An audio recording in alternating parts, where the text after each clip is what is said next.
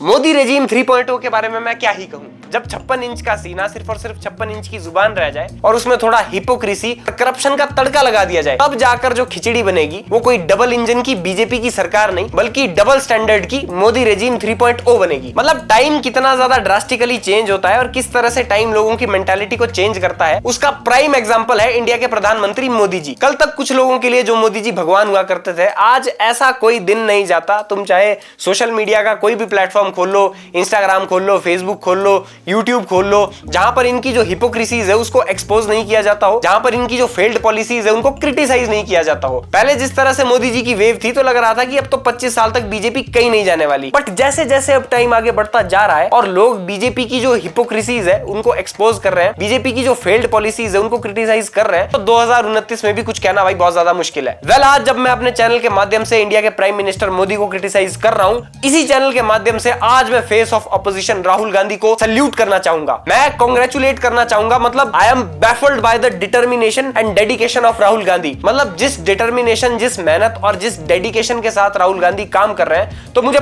पक्का लग रहा है कि 2029 में सरकार बनी जाएगी फिर से एक बार बीजेपी की। ये साले कांग्रेस के सपोर्टर्स जो कि ये सोच रहे थे कि अगर मैं बीजेपी और मोदी को कंडेम कर रहा हूं तो अगली बार सरकार राहुल गांधी और कांग्रेस पार्टी को बना लेनी चाहिए।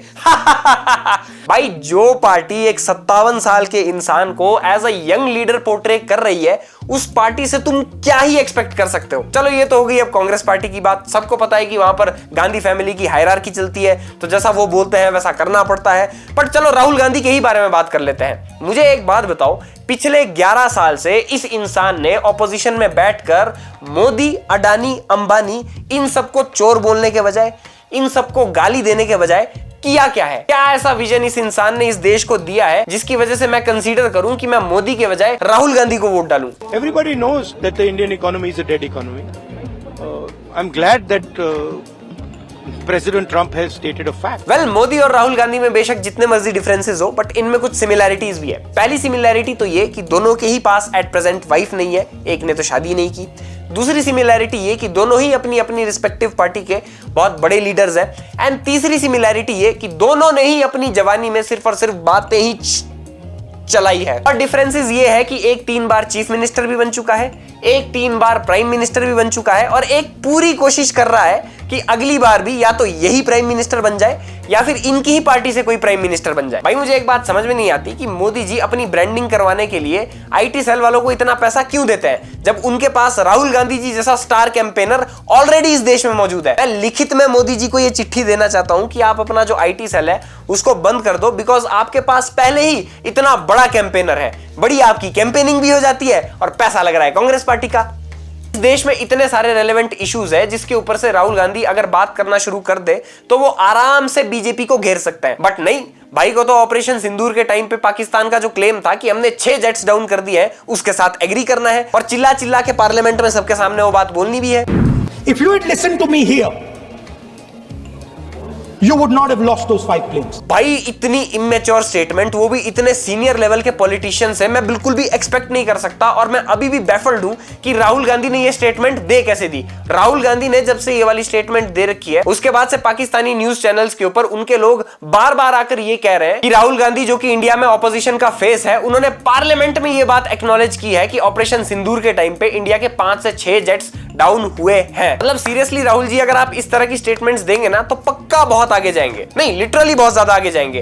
पहले अमेठी, उसके बाद भाई साहब वायनाड चल दिए, अब वायनाड के बाद मुझे लगता है कि श्रीलंका जाना पड़ेगा, वहां से इलेक्शंस लड़ने पड़ेंगे, तब जाके शायद वहां पर इलेक्शंस जीत पाएंगे। बहुत सारे लोगों ने पूछा कि भैया राहुल जी बताइए, हिमाचल में सेब की बात होती है अदानी जी, कश्मीर में सेब की बात होती है अदानी जी, पोर्ट्स की बात होती है अदानी जी, एयरपोर्ट्स की बात होती है अदानी जी, इंफ्रास्ट्रक्चर, अच्छा हम सड़क पे चल रहे हैं, मैं पूछूं किसने बनाई? अदानी जी। सब जगह अदानी अदानी अदानी अदानी अदानी। लोगों ने यह भी पूछा कि राहुल जी, ये जो अदानी जी जो हैं,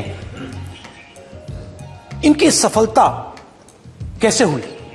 और सबसे जरूरी जवाब सवाल, इनका हिंदुस्तान के प्रधानमंत्री के साथ क्या रिश्ता है? अरे हाँ मेरे ईमानदार पार्टी के ईमानदार नेता, समझ गया कि मोदी भी चोर है, अंबानी भी चोर है, अडानी भी चोर है, सब चोर है। इनफैक्ट मैं तो कहता हूं कि जितनी भी इस देश में चोरियां होती है उसके पीछे इन्हीं 3 लोगों का हाथ है। इन लोगों को जेल में डाल देना चाहिए, इनको बांग्लादेश भेज देना चाहिए। अब मुझे एक बात बताओ ईमानदार पार्टी के ईमानदार नेता, तुम कैसे इस देश को आगे लेकर के जाओगे? तुम कैसे इस देश को इंडस्ट्रियलिस्ट, ये जो पूंजीवादी लोग हैं, इनकी चपेट से छुड़वाओगे? तुम्हारे पास क्या विजन है? कैसे तुम करप्शन को रोकोगे? सर वो थोड़े जेन्युइन और रेलेवेंट इश्यूज के ऊपर बात हो जाती तो मैं भी आपको एक बार को वोट देने की सोच लेता सर। वो सर नहीं, इंडिया क्रिकेट के अलावा हर एक स्पोर्ट्स में पीछे है सर। हमारे पास ओलंपिक्स के मेडल कितने हैं सर? हमारे पास सिविक सेंस कितनी है सर? सर यूथ एम्प्लॉयमेंट कितना है सर? मतलब रॉकस्टार गेम्स जो कि GTA 6 बना रही है उसमें कई सारे इंडियंस काम कर रहे हैं सर। वो ऐसी गेमिंग की इंडस्ट्री हमारे पास क्यों नहीं है सर? सर ये वाले क्वेश्चन, सर करप्शन, सर वो साफ सफाई, अगर सर ये वाले मुद्दे उठा देते, इन इश्यूज को रेज कर देते तो सर मैं आपको वोट देने के लिए तैयार हूं। पर एक बार जरा जातिवाद और एक बार ये मोदी अंबानी अडानी चोर इन सबसे ऊपर तो उठो यार। राहुल गांधी ने एक बहुत ज्यादा जेन्युइन इशू उठाया था, दैट वाज ऑफ अनएम्प्लॉयमेंट, कि इंडिया में बेरोजगारी काफी ज्यादा है। बट भाई साहब ने इसमें भी जातिवाद का एंगल घुसाकर इस इशू की भी माच। तुम कह रहे थे ना कि मोदी डिक्टेटर है, या फिर मोदी ने ईवीएम हैक कर ली, या फिर बीजेपी ने वोट चोरी कर ली, मोदी ने वोट चुरा लिए। भाई ऐसा कुछ भी नहीं है। ये सिर्फ और सिर्फ इसलिए है बिकॉज इंडिया की ऑपोजिशन इतनी ज्यादा वीक है कि इसको ऑपोजिशन कह भी नहीं सकते। अब इसके ऊपर से तुम्हें मुझे गालियां देनी है, तुम्हें मुझे अंधभक्त कहना है, तो भाई तुम कह सकते हो, you are open to do that. But if you really enjoyed watching this video then make sure to subscribe this channel, like my video and also share it with your friends to help them and me grow as well. And बाकी तुम comment section में अपने विचार लिख सकते हो। And if you want to follow me on my other social handles like Instagram and Facebook where I regularly upload videos, then you can follow me there too. Thanks for watching. मिलते हैं next week. Stay knowledgeable and don't forget to